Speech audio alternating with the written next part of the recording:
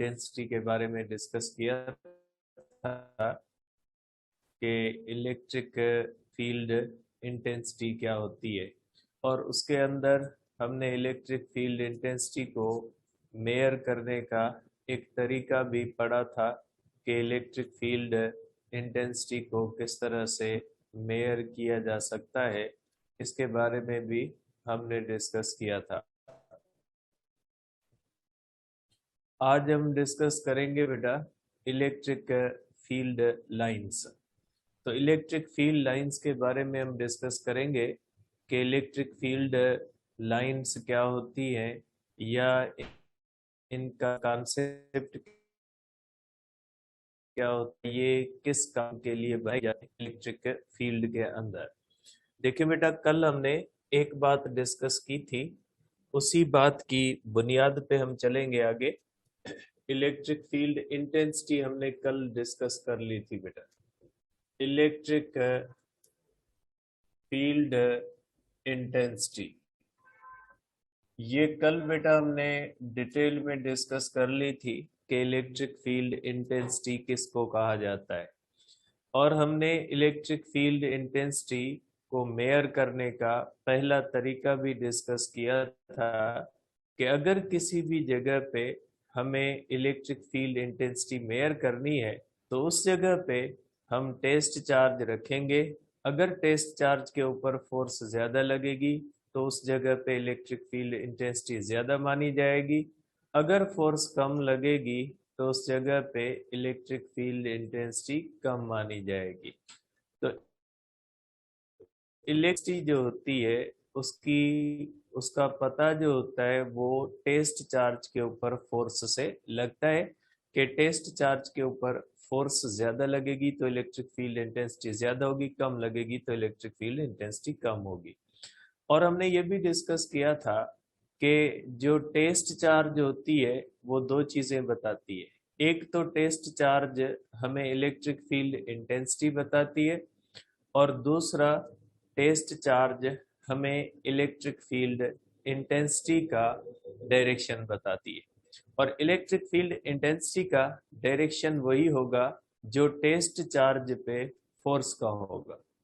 अगर test charge पे force ज्यादा लगेगी तो इलेक्ट्रिक जो जिस डायरेक्शन में टेस्ट चार्ज के ऊपर फोर्स लगेगी वही डायरेक्शन इलेक्ट्रिक फील्ड इंटेंसिटी का होगा।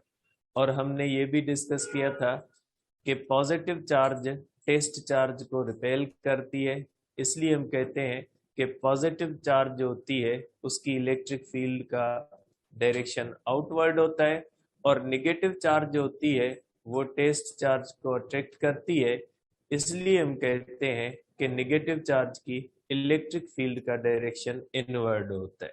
ठीक है,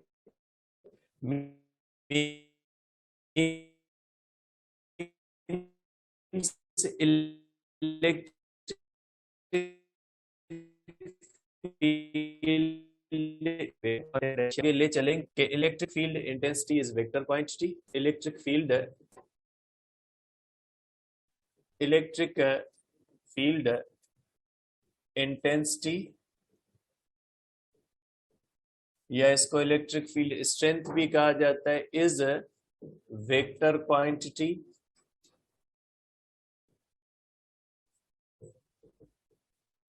and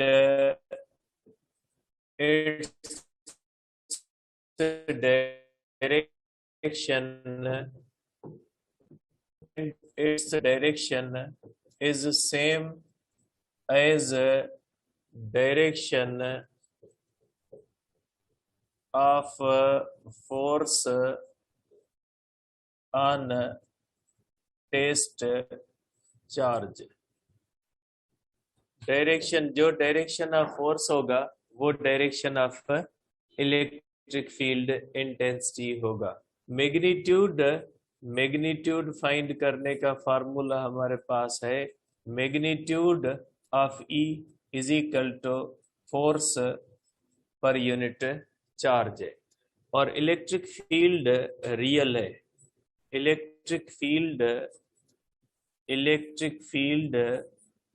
is real and can be determined and can be determined, verified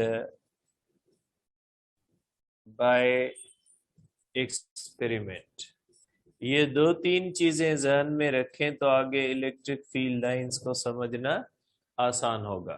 तो ये दो तीन चीजें मैंने वापस लिखी हैं कि electric field intensity vector quantity होती है और इलेक्ट्रिक फील्ड इंटेंसिटी का डायरेक्शन वही होता है जो टेस्ट चार्ज के ऊपर फोर्स का डायरेक्शन होता है।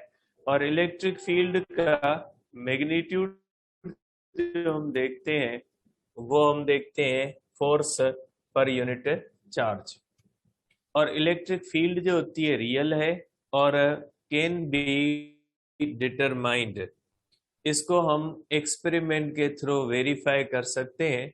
जैसे मैग्नेट के बाहर अगर आप लोहा ले आए तो आप बिल्कुल महसूस करोगे कि मैग्नेट के बाहर एक मखसूस एरिया है, जिस पर्टिकुलर एरिया के अंदर अगर आयरन निकल कोबाल्ट आएंगे तो ही अट्रैक्ट होंगे, अदरवाइज अट्रैक्ट नहीं होंगे। मीन्स आपको किसी भी एक्सपेरिमेंट से ये बात महसूस हो सकती है कि मैग्नेटिक फील्ड और electric field, gravitational field real चीजें, वाकई मास के बाहर एक फील्ड बनती है, वाकई चार्ज के बाहर एक फील्ड बनती है और वाकई एक मैग्नेट के बाहर फील्ड बनती है। तो field can be determined using experiment. Experimentally हम उसको प्रूव कर सकते हैं। अब आ जाते हैं कि डायरेक्शन ऑफ इलेक्ट्रिक फील्ड। अब देखिए डायरेक्शन ऑफ इलेक्ट्रिक फील्ड।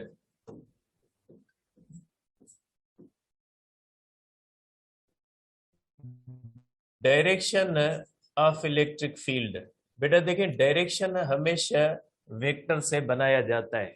ठीक है, आपको पता है कि अगर कोई भी वेक्टर होता है का डायरेक्शन हमेशा एक लाइन से बनाते हैं। जैसे फॉर एग्जांपल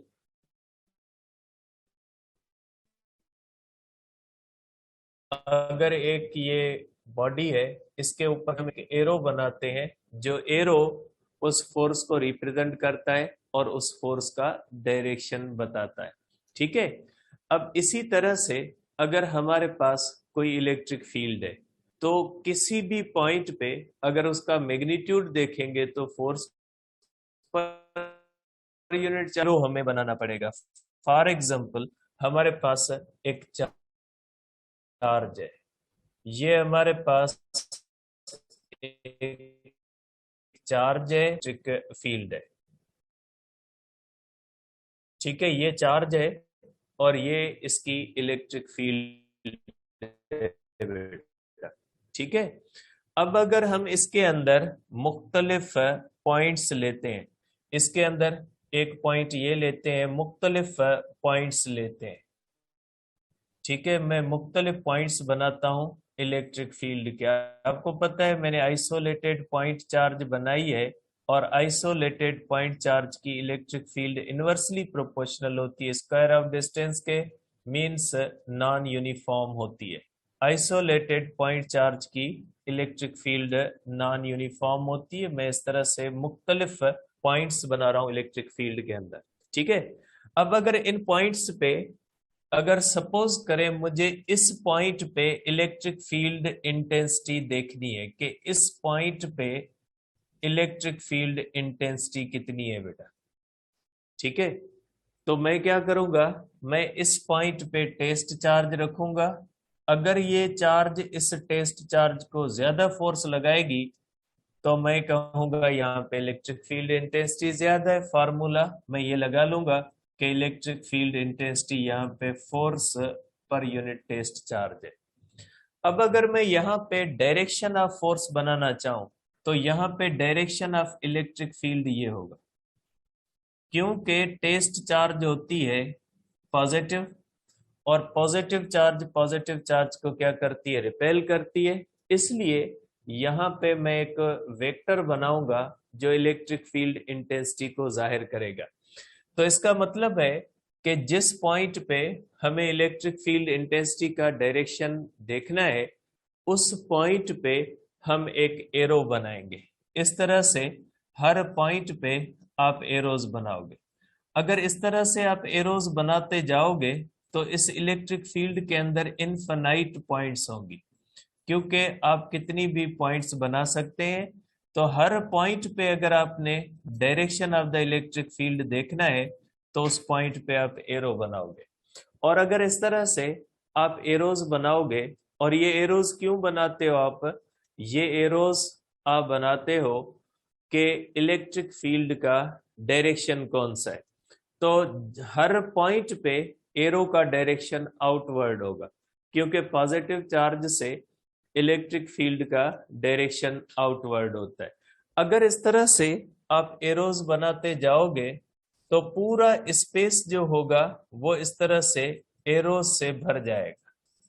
ठीक है, आप इस तरह से एरोज बनाते जाओगे तो इलेक्ट्रिक फील्ड के बाहर इतनी पॉइंट्स होती है, हर पॉइंट का अगर आप एरो बनाते जाओगे तो पूरा जो इलेक्ट्रिक फील्ड का एरिया होगा वो एरोज से भर जाएगा, और आपको किसी भी इंडिविजुअल पॉइंट की डायरेक्शन को मालूम करना मुश्किल हो जाएगा। ठीक है, क्योंकि इलेक्ट्रिक फील्ड इसके सराउंडिंग में हर जगह पे होती है, और हर जगह पे इस इलेक्ट्रिक फील्ड का डायरेक्शन देखने के लिए हम क्या करते हैं कि अगर हर पॉइंट के ऊपर इलेक्ट्रिक फील्ड का डायरेक्शन वही होगा जो टेस्ट चार्ज के ऊपर फोर्स का होगा, हम टेस्ट चार्ज रखते जाएंगे और इस तरह से एरोज बनाते जाएंगे तो पूरा एरिया जो होगा वो एरोज से भर जाएगा। और किसी भी इंडिविजुअल पॉइंट का अगर आप डायरेक्शन देखना चाहोगे तो बहुत ज्यादा मुश्किल होगा आपके लिए, क्योंकि सब एरोज इतने ज्यादा एक दूसरे के क्लोज आ जाएंगे कि फिर एक पर्टिकुलर जगह पे इलेक्ट्रिक फील्ड का डायरेक्शन देखना आपके लिए मुमकिन नहीं रहेगा। ठीक है, क्योंकि इलेक्ट्रिक फील्ड वेक्टर है, तो जो चीज वेक्टर होती है उसका डायरेक्शन दिखाने के लिए हम एरो बनाते हैं, और इलेक्ट्रिक फील्ड का डायरेक्शन जो होता है वो फोर्स वाला डायरेक्शन होता है। इसलिए किसी भी इलेक्ट्रिक फील्ड के बाहर मुख्तलिफ पॉइंट्स पे जब हम एरोज बनाएंगे तो इलेक्ट्रिक फील्ड के बाहर पूरा का पूरा स्पेस जो होगा वो एरोज से भर जाएगा, और किसी भी इंडिविजुअल पॉइंट पे हमें इलेक्ट्रिक फील्ड का डायरेक्शन जांचना पॉसिबल नहीं रहेगा। अब इस तरह से अगर एरोज नहीं बना सकते तो हम किस तरह से बनाएं? ठीक है, इसका भी सल्यूशन दिया फेराडे ने, और फेराडे ने एक नया कॉन्सेप्ट पेश किया जिसको हम कहते हैं इलेक्ट्रिक फील्ड लाइंस। फेराडे ने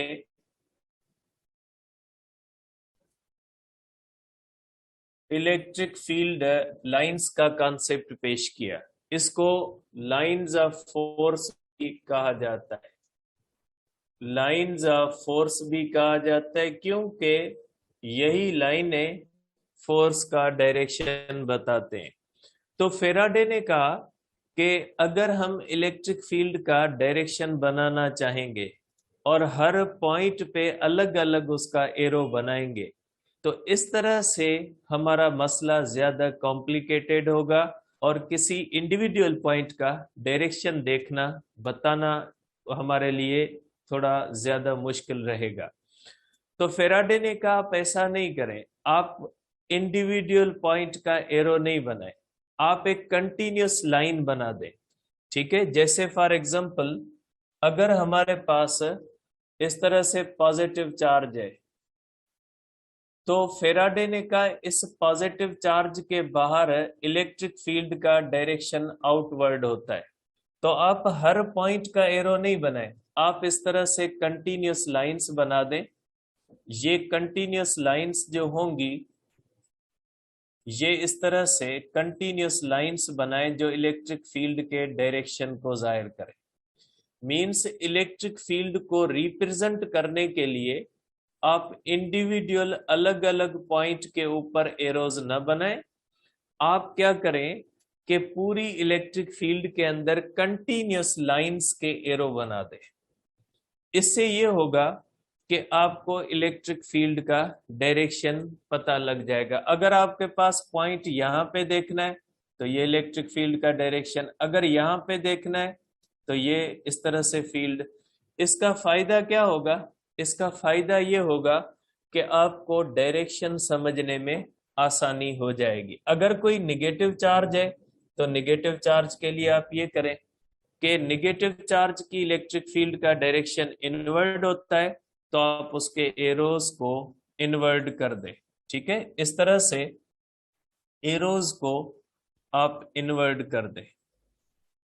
ठीक है, तो इस तरह से अलग अलग पॉइंट्स के एरोज ना बनाएं, आप ये करें कि आप जो है वो एरोज कंटिन्यूस बना लें, और यही कंटिन्यूस जो एरोज हैं ये इलेक्ट्रिक फील्ड को रिप्रेजेंट करने लग जाएंगे इस तरह से।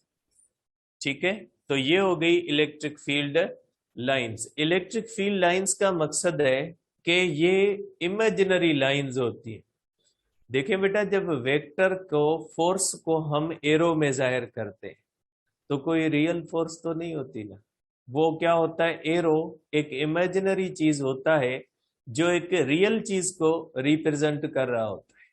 ठीक है, जैसे यहां पे मैंने फोर्स का एरो बनाया है, तो ये एक रियल फोर्स है जो इस ऑब्जेक्ट के ऊपर लग रही है, लेकिन उसको एरो के थ्रू हम जस्ट पेपर के ऊपर रिप्रेजेंट कर रहे हैं।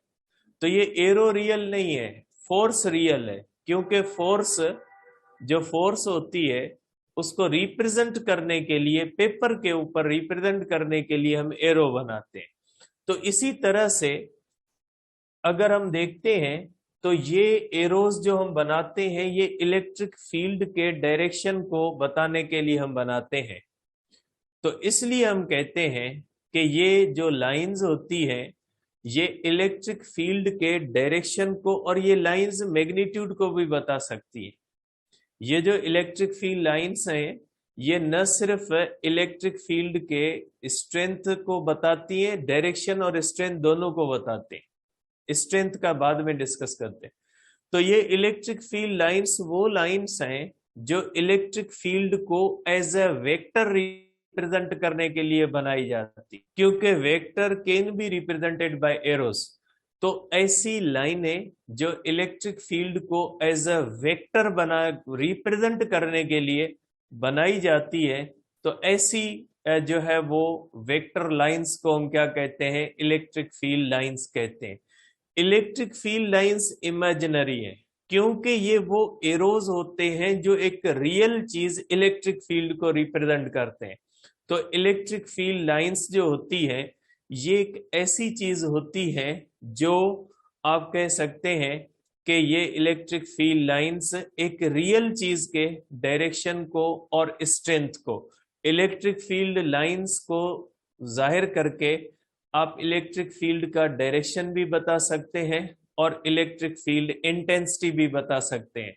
इलेक्ट्रिक फील्ड इंटेंसिटी बताने का एक तरीका हमने सीखा है, और वो कौन सा तरीका है, टेस्ट चार्ज वाला। नेक्स्ट तरीका हम दूसरा देखेंगे जिसमें इलेक्ट्रिक फील्ड को, इलेक्ट्रिक फील्ड लाइंस को इस्तेमाल करके हम इलेक्ट्रिक फील्ड स्ट्रेंथ देख सकते हैं।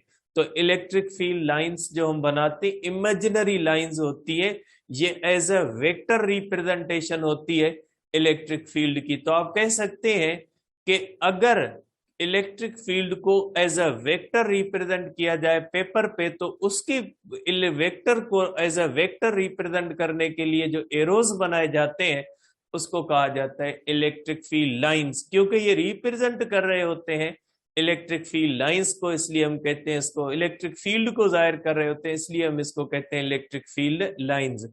और जो इलेक्ट्रिक फील्ड लाइंस का डायरेक्शन किसी पॉइंट पे बनेगा वही फोर्स का डायरेक्शन बनेगा। तो इलेक्ट्रिक फील्ड लाइंस वो इमेजिनरी लाइंस होती हैं, वो वेक्टर सेंस होता है एक रियल चीज का, तो इलेक्ट्रिक फील्ड लाइंस इमेजिनरी है।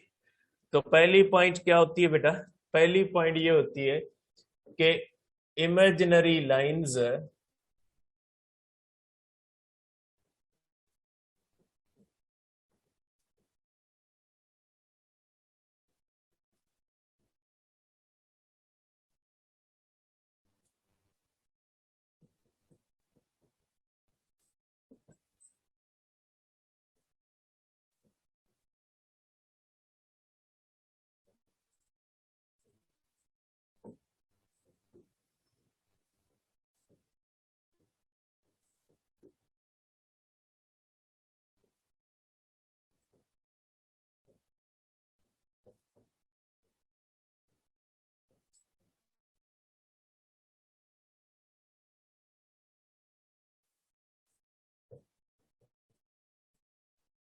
ये हो गई इलेक्ट्रिक लाइंस की डेफिनेशन। ठीक है, इलेक्ट्रिक फील्ड रियल है, मैंने लिख दिया है बेटा। और इलेक्ट्रिक फील्ड लाइंस क्या होती है? इमेजिनरी होती है। इनका काम इलेक्ट्रिक फील्ड के डायरेक्शन को, ऐसी बात है, वेक्टर लाइन से रिप्रेजेंट करोगे। तो फेराडे ने कहा कि हर पॉइंट का अलग अलग वेक्टर नहीं बनाओ, आप कंटिन्यूअस लाइन से बना दो, और ये इमेजिनरी होती है। किसी भी वेक्टर से, सॉरी, किसी भी एक्सपेरिमेंट से आप इनको प्रूव नहीं कर सकते। इलेक्ट्रिक फील्ड को आप कर सकते हैं, इलेक्ट्रिक फील्ड लाइंस को नहीं कर सकते। और ये जो इलेक्ट्रिक फील्ड लाइंस होती हैं, इनको लाइंस ऑफ फोर्स भी इसीलिए कहा जाता है क्योंकि ये फोर्स का डायरेक्शन बताती है।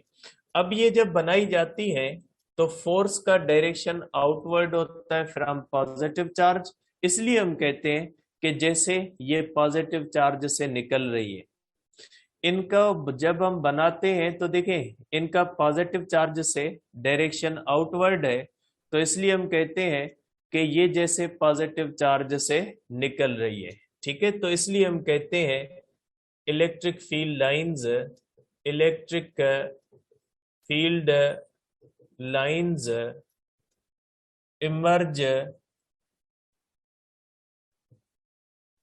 From positive charge. ये पॉजिटिव चार्ज से बाहर निकलती है बेटा, ये पॉजिटिव चार्ज से बाहर निकलती हुई आपको महसूस होगी, क्योंकि इमेजिनरी लाइन, क्योंकि इलेक्ट्रिक फील्ड फोर्स का डायरेक्शन आउटवर्ड होता है। तो जैसे ये कहां से निकल रही है, ये निकल रही है पॉजिटिव चार्ज से।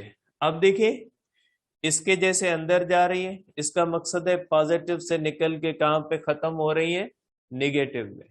क्योंकि जैसे निकलती हुई आपको लगेगी कि ये पॉजिटिव से निकलती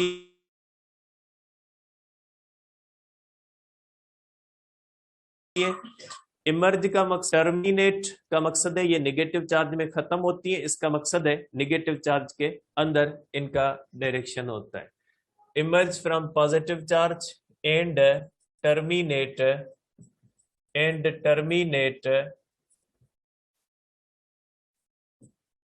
एट नेगेटिव चार्ज।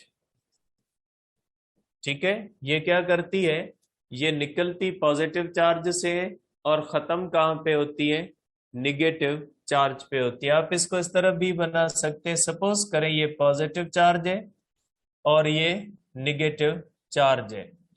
तो जैसे आप देखोगे कि इस इलेक्ट्रिक फील्ड का डायरेक्शन इस तरह से होगा, जैसे आपको लगेगा कि ये पॉजिटिव से निकल रही है और निगेटिव के अंदर खत्म हो रही है। तो इलेक्ट्रिक फील्ड लाइंस क्योंकि निगेटिव के अंदर है और पॉजिटिव से बाहर है, इसलिए हम कहते हैं कि ये इमर्ज करती है पॉजिटिव चार्ज से और टर्मिनेट कहां पे करती है, निगेटिव चार्ज पे खत्म होती है।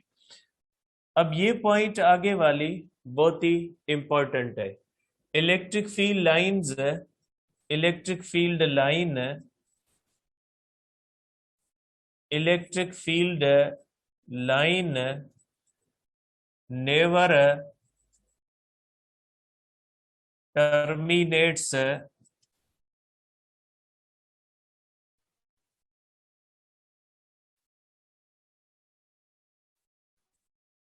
never terminate in space around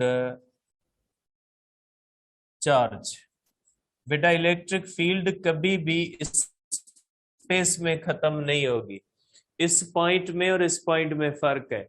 इस पॉइंट पे है कि ये निगेटिव चार्ज पे खत्म होती है, इस पॉइंट में है कि स्पेस में खत्म नहीं होती। आप ये नहीं कहिएगा सर ऊपर आपने कहा टर्मिनेट होती है, नीचे आपने कहा टर्मिनेट नहीं, मैंने कहा है कि निगेटिव चार्ज पे खत्म होती है। मैंने यहाँ पे लिखा है कि स्पेस में खत्म नहीं होती। ये बहुत ही डीप पॉइंट है। इस पॉइंट का मकसद है कि इलेक्ट्रिक फील्ड पॉजिटिव चार्ज से निकलेगी अगर निगेटिव चार्ज दूर तक अवेलेबल है, क्लोज में अवेलेबल नहीं है। तो ये इलेक्ट्रिक फील्ड लाइन पॉजिटिव से निकल के थोड़ा आगे चल के खत्म नहीं होगी, वो वहां तक जाएगी जहां तक निगेटिव चार्ज होती है। इलेक्ट्रिक फील्ड लाइन बगैर नेगेटिव चार्ज के खत्म नहीं होती। कि आप ये समझें कि जैसे रोशनी होती है ना, लाइट होती है, जब आप एक बड़े ग्राउंड के अंदर बल्ब ऑन करते हैं, आपको लगता है बड़े एरिया के बाद लाइट खत्म हो गई, क्योंकि आपको नजर ऐसा आएगा कि पर्टिकुलर एरिया के अंदर उसकी रोशनी उसके बाद खत्म हो गई। ऐसा नहीं होता। होता ये कि उसके बाद रोशनी फैल जाती है और आपको महसूस नहीं होता, लेकिन वो लाइट का फोटान तब तक जाएगा जब तक किसी भी चीज के अंदर एब्जॉर्ब नहीं होता। बिल्कुल इसी तरह से अगर किसी भी चार्ज से इलेक्ट्रिक फील्ड लाइंस निकलते हैं,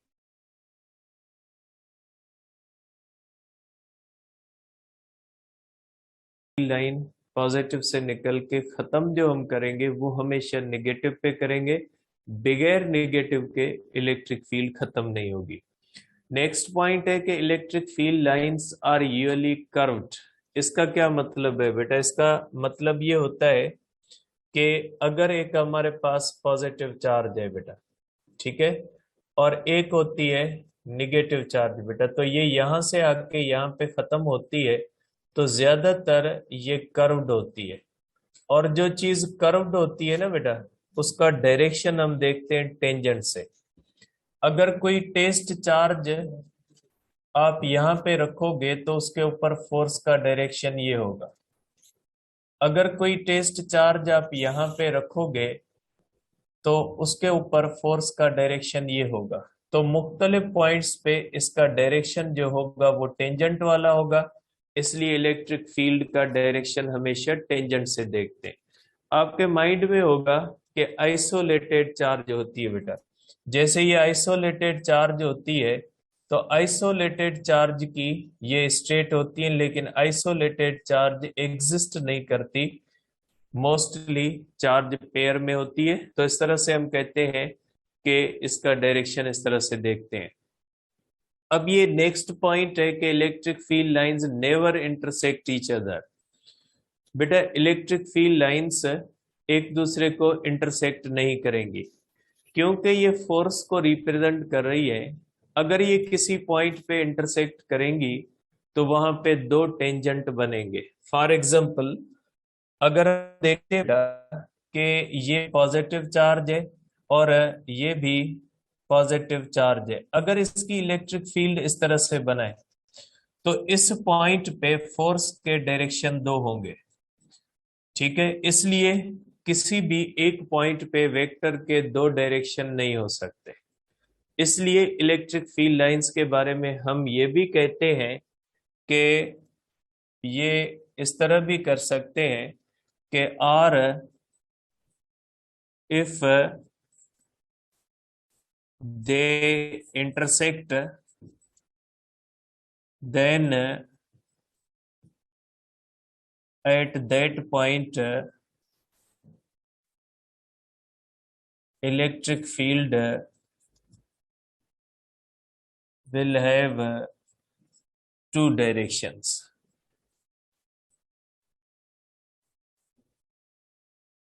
which is not possible. किसी भी वेक्टर का डायरेक्शन हमेशा एक होता है, दो डायरेक्शन नहीं होंगे। इसलिए इलेक्ट्रिक फील्ड लाइंस जो होती है वो एक दूसरे को इंटरसेक्ट नहीं करती। इंटरसेक्ट न करने का एक फायदा भी है। अगर इंटरसेक्ट करती तो चार्जेस एक दूसरे को रिपेल नहीं कर पाती। जैसे ये फॉर एग्जांपल मेरे दो हाथ हैं, ये दोनों पॉजिटिव हैं और ये इलेक्ट्रिक फील्ड लाइंस हैं। अगर हम इनको क्लोज ले आते और ये फिंगर्स एक दूसरे को क्रॉस कर लेते इस तरह से, ये फिंगर्स अगर एक दूसरे को क्रॉस कर लेते तो ये हाथ एक दूसरे पे फोर्स नहीं लगा सकते। लेकिन अगर ये फिंगर्स इस तरह से आमने सामने आ जाएंगी तो ये फिंगर्स जैसे जैसे मैं हाथों को क्लोज करूंगा तो ये फिंगर्स एक दूसरे के ऊपर प्रेशर लगाएंगी और प्रेशर लगाने की वजह से चार्जेस एक दूसरे को क्या कर देती है, रिपेल कर देती है। आप कह सकते हैं जैसे दो बलून होते हैं, उनमें हवा भर के जब उनको क्लोज ले आते हैं और उनको आपस में प्रेस करते हैं तो वो एक दूसरे के अंदर नहीं जाते, लेकिन एक दूसरे के ऊपर प्रेशर डालते हैं। जैसे ही हम उनको छोड़ेंगे तो वो एक दूसरे से क्या हो जाएंगे, दूर हो जाएंगे। तो यही होता है कि जब एक जैसी चार्जेस होती है तो एक जैसी चार्जेस जो होती है जब उनको हम करीब ले आते हैं इस तरह से, तो उनकी इलेक्ट्रिक फील्ड लाइंस क्या करती हैं, एक दूसरे के ऊपर प्रेशर लगाती है, और प्रेशर लगाने की वजह से ये क्या हो जाती है, इस तरह से रिपेल हो जाती है। इस तरह से आप कह सकते हैं कि ये इस तरह से रिपेल कर देंगी एक दूसरे को। या अगर आप इस तरह से दो नेगेटिव चार्जेस करेंगे तो वो भी इसी तरह से करेंगी कि वो एक दूसरे को इंटरसेक्ट नहीं करेंगी। जब इंटरसेक्ट नहीं करेंगी तो एक दूसरे के ऊपर प्रेशर डालेंगी, जिसका नतीजा ये होगा कि ये जो होंगी इलेक्ट्रिक फील्ड लाइंस जो होंगी, ये इस तरह से एक दूसरे को रिपेल कर देंगी।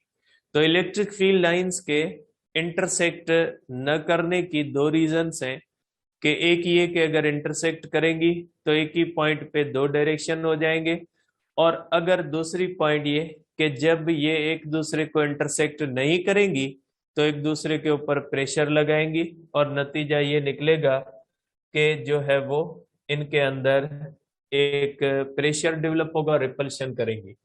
आखिरी पॉइंट है कि इलेक्ट्रिक फील्ड लाइंस कॉन्ट्रैक्ट, ठीक है, with in each other, therefore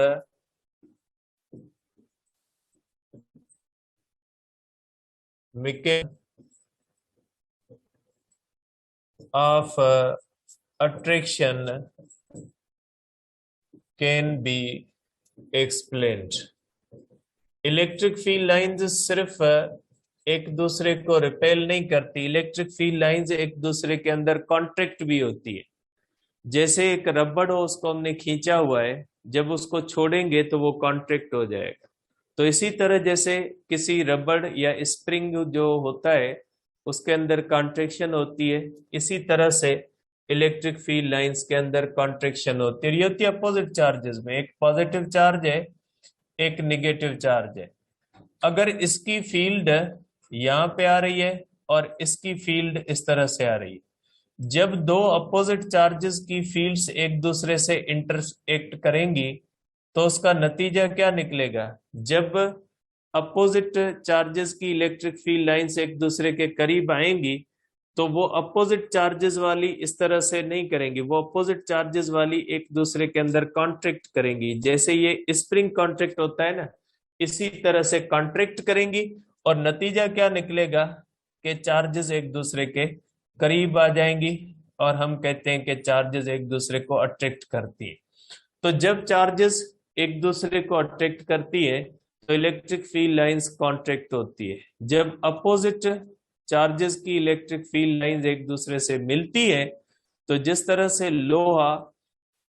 तरह से मैग्नेट लोहे को अट्रैक्ट कर लेता है, ये लाइंस कॉन्ट्रैक्ट होती है और रिपल्शन हो जाती है। ठीक है, तो ये एक दूसरे को अट्रैक्शन हो जाती है, सॉरी, ये इस तरह से एक दूसरे के ऊपर प्रेशर लगाने से रिपल्शन होती है, और एक दूसरे के ऊपर इस तरह से जो है वो अगर हम करेंगे तो ये इस तरह से अट्रैक्शन होती है। तो इलेक्ट्रिक फील्ड लाइंस जो होती है, इलेक्ट्रिक फील्ड लाइंस जो है उनके बारे में आप कह सकते हैं, मैं इसको समराइज कर देता हूं कि इलेक्ट्रिक फील्ड लाइंस का मकसद है ऐसी इमेजिनरी लाइंस जो हम किसी भी इलेक्ट्रिक फील्ड को वेक्टर के तौर पे रिप्रेजेंट करने के लिए बनाते हैं, उनको इलेक्ट्रिक फील्ड लाइंस कहा जाता है। इलेक्ट्रिक फील्ड लाइंस का डायरेक्शन आउटवर्ड बनता है, पॉजिटिव चार्ज से इनवर्ड बनता है, निगेटिव चार्ज से, इसलिए हम कहते हैं कि ये इनेट होती है नेगेटिव। और इलेक्ट्रिक फील्ड लाइन कभी भी पॉजिटिव से निकल के ऐसे ही खत्म नहीं हो जाएगी जब तक उसको नेगेटिव चार्ज नहीं मिलती, मीन्स हमेशा पॉजिटिव से नेगेटिव पे खत्म होती है, मोस्टली कर्व्ड होती है, इसलिए direction of the electric field tangent से देखा जाता है। आइसोलेटेड चार्ज होती नहीं है, लेकिन अगर कोई आइसोलेटेड चार्ज है तो उसकी स्टेट बन सकती है। और इलेक्ट्रिक फील्ड लाइंस जो होती है, जब एक जैसी चार्जेस एक दूसरे के करीब आती है, जैसे मैंने फिंगर्स का एग्जांपल दिया कि वो एक दूसरे से इंटरसेक्ट नहीं करती, क्योंकि अगर इंटरसेक्ट करेंगी तो एक ही पॉइंट के दो टेंजेंट बनेंगे और एक ही पॉइंट पे इलेक्ट्रिक फील्ड का दो डायरेक्शन बन जाएंगे। अब आपके माइंड में होगा कि ये दो फील्ड्स हैं इसलिए डायरेक्शन भी भले दो बन जाए। नहीं, ऐसा नहीं होता। जब दो चार्जेस एक साथ आ जाती हैं तो उनकी कंबाइंड फील्ड बनती है, फिर वो अकेली अकेली फील्ड कंसीडर नहीं की जाएगी। जैसे जब किसी भी बॉडी के ऊपर फोर्सेस लगती है तो हम नेट फोर्स लेते हैं, हम ये नहीं लेते कि इंडिविजुअल फोर्सेस को अलग अलग डील करें, नहीं, हम नेट फोर्स बनाते हैं और उसी का बिहेवियर देखते हैं। इसी तरह से जब दो फील्ड्स आ जाती हैं एक दूसरे के करीब, फिर वो नेट फील्ड हो जाएगी और वो फील्ड का एक दूसरे को इंटरसेक्ट करेंगी तो एक ही पॉइंट पे उस फील्ड के दो डायरेक्शन होंगे जो पॉसिबल नहीं है। और अगर ये इलेक्ट्रिक फील्ड लाइंस एक दूसरे को रिपेल कर जाएंगी, सॉरी, अगर इंटरसेक्ट कर जाएंगी तो रिपल्शन को समझना थोड़ा मुश्किल होगा। तो ये एक दूसरे को इंटरसेक्ट नहीं करती, एक दूसरे के ऊपर प्रेशर लगाती है, नतीजा ये निकलता है कि मैकेनिज्म ऑफ रिपल्शन हो जाता है। और ये लाइंस एक दूसरे के अंदर कॉन्ट्रैक्ट होती है। अपोजिट जब चार्जेस आती हैं एक दूसरे के करीब तो अनलाइक चार्जेस की वजह से ये एक दूसरे के अंदर कॉन्ट्रैक्ट होती हैं, तो इसलिए हम कहते हैं कि ये अट्रैक्शन का प्रोसेस होता है। अब इलेक्ट्रिक फील्ड लाइंस के बारे में एक पैरा है, सिंध के अंदर है, थोड़ा आप थोड़ा 5 मिनट सब्र कीजिएगा, वो पढ़ ले, फिर आपको कंफ्यूजन होगी उसमें। पैरा में सिंध वालों किताब दी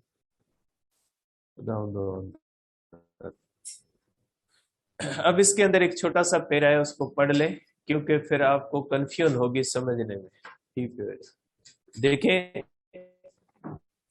अब ये पेज नंबर आ जाएगा। अब ये दो टॉपिक्स के अंदर कंबाइंड इसकी 2-3 लाइनें दी गई है। बेटा पहले आ जाए पेज नंबर 48 पे। सिंध का अगर बुक है आपके पास तो पेज नंबर 48 खोल लें बेटा।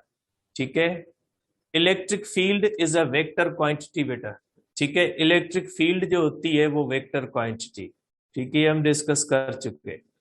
And the field in the space could be represented by associating a vector to every point of the field। क्या कि अगर इलेक्ट्रिक फील्ड वेक्टर है तो हम उसके अंदर हर पॉइंट का वेक्टर इस तरह से अलग अलग हर पॉइंट का वेक्टर बना सकते हैं, ये जैसे पहले हमने डिस्कस किया। लेकिन अगर इस तरह से हर पॉइंट का वेक्टर बनाएंगे तो फिर किसी भी एक जगह पे इलेक्ट्रिक फील्ड का डायरेक्शन देखना मुश्किल होगा। could be represented by associating a vector to every point of the field। Her point पे बना सकते हैं, लेकिन मसला होगा, क्या होगा? Faraday did not adopt this procedure. Faraday ने कहा ऐसे नहीं करे, हर पॉइंट का अलग अलग नहीं बने। And he introduced a novel idea. कौन सा? Method of visualising the field by means of lines of force. ये lines of force electric field को वेक्टर सेंस में विजुअलाइज करने के लिए बनाई जाती है। अब आ जाए पेज नंबर 49 पे। इलेक्ट्रिक फ्लक्स के अंदर 2-3 लाइनें पढ़े, वो इसी चीज से रिलेटेड है। It is of course possible, ये हमारे लिए पॉसिबल है, to draw a line of force through every point of electric field. कि इलेक्ट्रिक फील्ड की हर पॉइंट पे वेक्टर बना सकते हैं, कोई मसला नहीं है। But if this were done, अगर ऐसा किया जाता, हम बना सकते हैं हर पॉइंट पे। क्या है? इफ दिस वर डन, अगर ऐसा किया जाता, the whole space would be line, पूरा स्पेस लाइन से भर जाएगा। कर सकते हैं, भर जाएगा। And with lines and no individual line could be distinguish. फिर किसी भी एक पॉइंट पे डायरेक्शन बताना थोड़ा मसला हो जाता। ठीक है, बाय सुट, इसलिए हम क्या करते हैं? लाइंस बना देते हैं। इस तरह से हम सुटेबल नंबर ऑफ लाइंस बनाते हैं। ठीक है, अगर इलेक्ट्रिक फील्ड स्ट्रांग है तो ज्यादा लाइंस बनाएंगे, अगर इलेक्ट्रिक फील्ड इंटेंसिटी वीक है तो कम लाइंस बनाएंगे। इसके बाद प्रॉपर्टीज लिखी हुई है, खुद पढ़ सकते हो। ठीक है, 2-3 लाइंस थी, थोड़ी कंफ्यूजिंग थी। तो बेटा आप कह सकते हैं कि electric field lines electric field के डायरेक्शन को बताती है। कल हम डिस्कस करेंगे कि ये मैग्नीट्यूड को कैसे बताती है। ठीक है, कल डिस्कस करेंगे।